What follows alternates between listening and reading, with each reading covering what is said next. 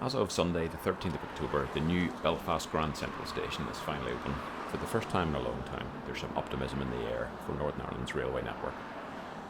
Now that we have our integrated transport hub with the mighty 8 train platforms, one idea that's been gaining traction on social media, although not an official proposal, is a circle line for Belfast to provide frequent services in each direction around the Greater Belfast area.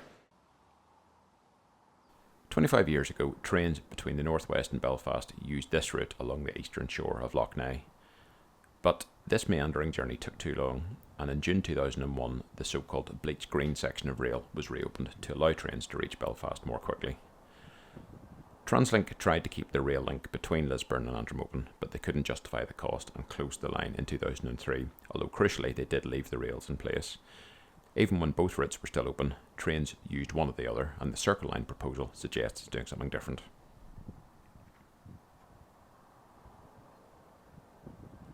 The Circle Line would see the Lisburn to Antrim section reopen, and dedicated trains travel around the new circuit that this would open up.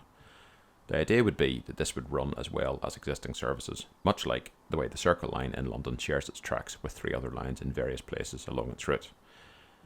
The best bit of the proposal is that it largely uses existing rail, but me being me, I'm most interested in the bit of it that's been closed for the last 2 decades.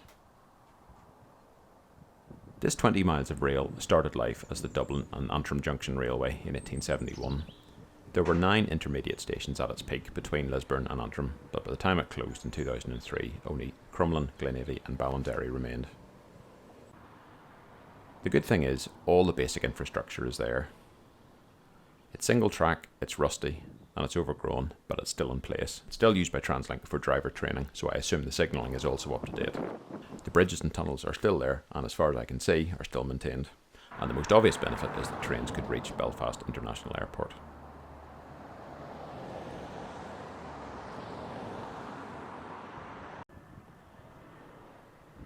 To do this, a spur would need to be relayed from the current track to the terminal building, and I say relayed because there actually was one to Aldergrove Aerodrome 100 years ago. Cynical people point out that the airports have it pretty sweet at the minute, with people paying through the nose to park the car on site.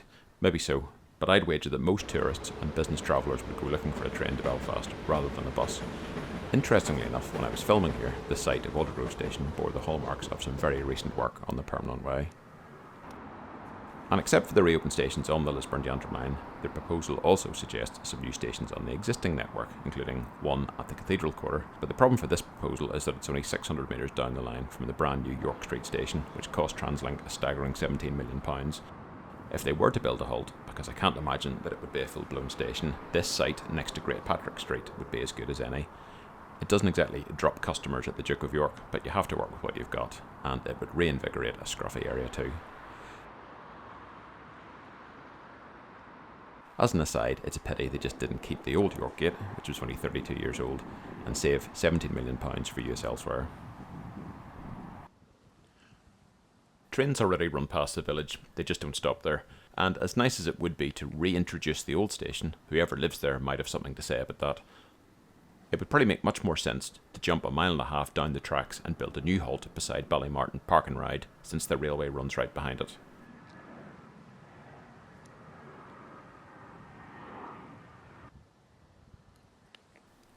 In the 80s, I remember NIR running their suburban service with different branding to the rest of the trains.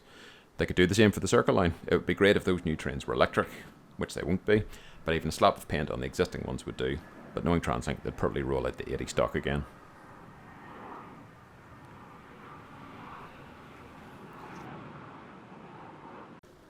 Well, there's the obvious one, cost.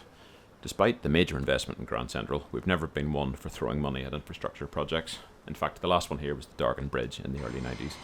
Even at its most basic, the Circle Line concept would still need new rail laid between Lisburn and Antrim to dual the tracks, and the crumbling stations along its length tidied up. There'd be no point in not building the spur to the international airport either, so before long those costs would start to add up. We're a cynical crowd in this country, and Translink get a kicking no matter what they do. I personally think they've taken great strides in recent years, but you always get the impression that they mull things over for a few decades before doing anything. For decades, Translink's almost apologetic advertising campaigns have been variations of something along the lines of, why not give the train a go? Almost as if they know the majority of the population has no option, and even those that do have no interest. So what would be the point in the Circle Line?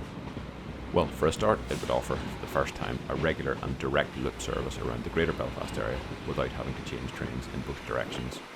It would also re-stimulate those areas the railway reaches, such as here at Crumlin. Now, maybe the residents of Glenavy, Crumlin and Ballinderry don't want massive armies of new house buyers descending on their villages, but assuming they wouldn't mind, it would make those areas more attractive to builders and to buyers, and it would keep lots more people off the road. And as regular viewers know, I would love the entirety of the NI railway network reopened, but the fact is, the vast majority of people live in the Greater Belfast area, and that is where any crumbs of investment will fall. Our population is increasing, and much of that will be in the city and its environs. A Circle Line would stimulate business, reduce pollution, and deliver the nice new Pret at Grand Central plenty of customers. What's not to love?